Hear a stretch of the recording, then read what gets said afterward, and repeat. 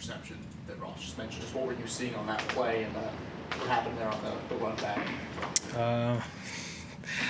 Well, it was a play that we had worked on all throughout the week, so I really just tried to apply what we've been working on and stay calm in the moment and make the play. Now after, turf monsters are real, so one just got to me. I got a little excited, but next time, it's out of the window. So now it's gonna be 6 next time. Anybody in the secondary give you grief on that run back for the film run? Secondary, the whole team, the whole team. But it's all fun and games. But there is a side of you where they're like, you got to make that play.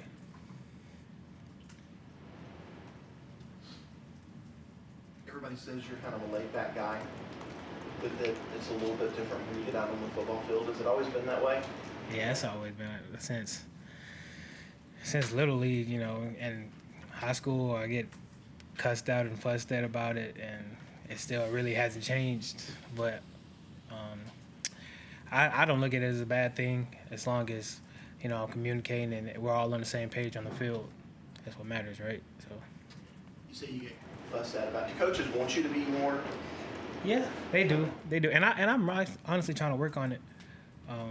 Instead of just being to myself and kind of standoffish, because that's how I can be sometimes off the field in the locker room, and I'm trying to work on that. And not saying I'm not close with my teammates, of course I am, but there's time where you just want to be alone and have a clear headspace, so. You made your first career start in week 1 against Georgia. I guess looking back at that game and to where you are now, how have you seen yourself kind of improve since then? I think confidence has improved a lot, even before the interception Saturday. I think I took huge steps in that, just getting better each and every week, whether that's coverage, communication, tackling, anything. How's guys like R.J. Mickens and Tyler Venables kind of help you so far this season and years past? Oh, their experience plays a pivotal role, not just to me, but the entire secondary. So they're able to tell us all what's going on before the play even happens. Especially RJ. He really takes pride in trying to figure out what's going to happen before, based off the formation. So we try to model ourselves after that as well. I remember someone on the defense describing you before the season started as a really opportunistic player on the field. Would that be an accurate assessment of how you sort of see things on? Yeah. I think everybody should take advantage of their opportunities once they get it. You want to be prepared for the opportunity and not get it, than unprepared when you do get it. So we all just try to be locked in day by day, and when that opportunity comes, you take advantage of it. So, and there's other people on the team like that as well. Any questions for Kylon virtually? Anybody else in the room? Kylon, one of the things Clemson prides itself on is being a developmental program. How would you say that you have developed as a player in your time here? Extremely. Freshman year, I wasn't ready, and I knew that. I knew I wasn't ready.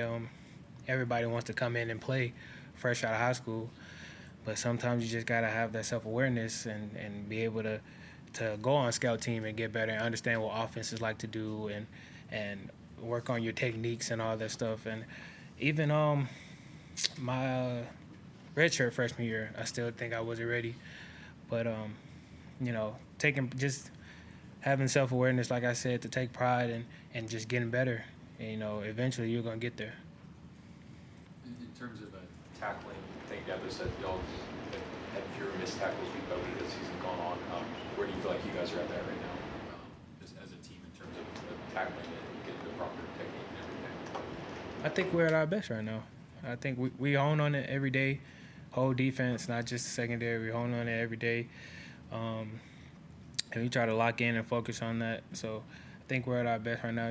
Like Devil said, fewer missed tackles throughout the weeks, and I think we're doing really good with that. I also understand that you're a real thoughtful guy, and when it came time for the South Africa trip, you were excited about that. Why did you sign up for that trip? Those opportunities don't come as often, and not to say that they were paying for it, but they were paying for it, and I know how expensive those trips can be out of pocket if they weren't paying for it. So I just wanted to, travel the country and travel the world and see how it was, and it's a very, very great experience. Honestly, if I had to do it again, I would. What were some of your takeaways from being in a different place? The biggest one is how stubborn we can be, because those people across the country, keep saying across the world, don't have what we have. So we can be, like I said, stubborn and ungrateful at times. So I really try to be grateful and thankful for everything that we have. What was kind of your moment on that trip where you were like, okay, this is different, this is not like home? When we first got there, the hotel, it wasn't a bad and trashy hotel. It just, on the outside, it said, I think it said 4-star, 5-star hotel, and it's not like Hilton or Embassy Suites. They're, and if they had Embassy Suites over there, that would be a 7-star hotel. So I just immediately knew that this was different, and we had to all adapt. Did you connect with any of the people over there? Yeah, our tour guide, he gave us energy the whole trip. The little kids that we helped out, they were just so excited to see us. The teachers over there, and one more, but I don't really know what he did. But yeah, I really connected with them. Like I said, we try to take advantage of the opportunity, not just go just to say we went. Aveion Terrell has really stood out this year so far. How would you kind of describe him and how he plays and maybe his trash talking kind of mindset, all that stuff? I told Aveion he's playing the best he's ever played, and my eyes don't tell him this, but I think he's the best player on defense so far.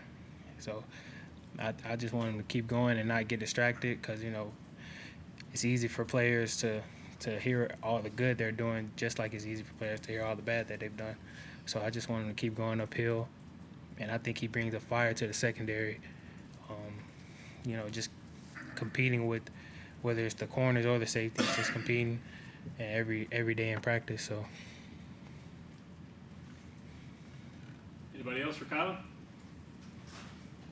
Thank you, Kylon. Thank y'all, Appreciate your man. time,